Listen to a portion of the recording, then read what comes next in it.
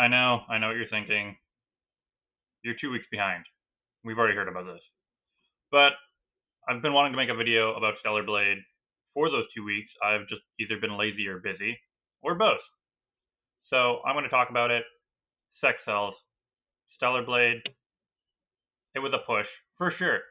I don't think anyone actually cares.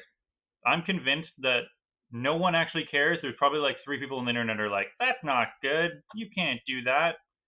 No one cares. And at the end of the day, sex sells.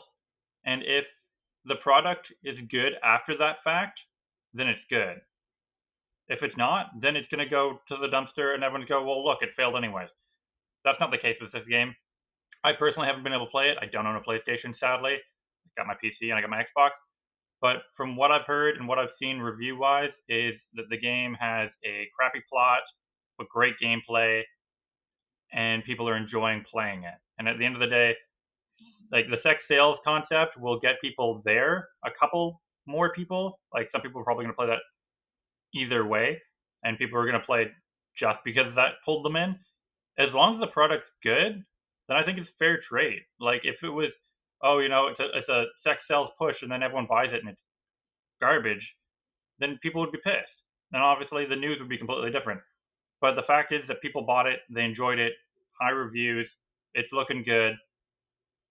So what's there to complain or talk about when it comes to what she looks like in Stellar Blade? Like what's the point? It's a good game. And that being said, like you could say the same thing about Mortal Kombat for all the characters, the men and the women.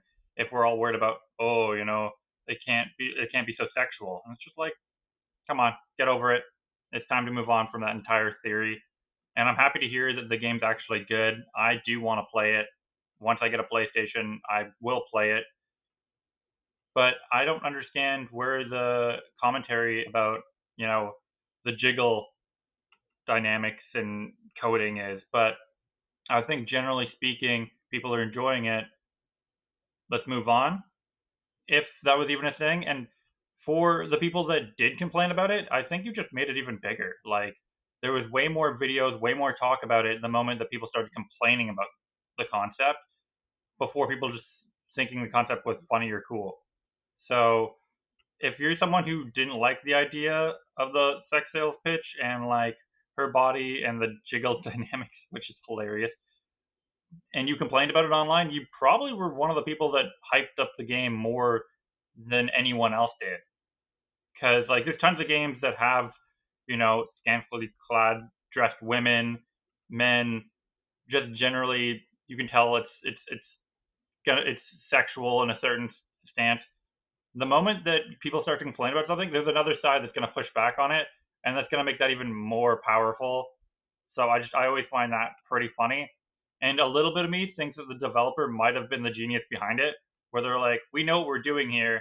We should have some of our people comment bad stuff about how they're anti it, and then just watch all the people that are like, it's entertainment, like go away, like this is an idea.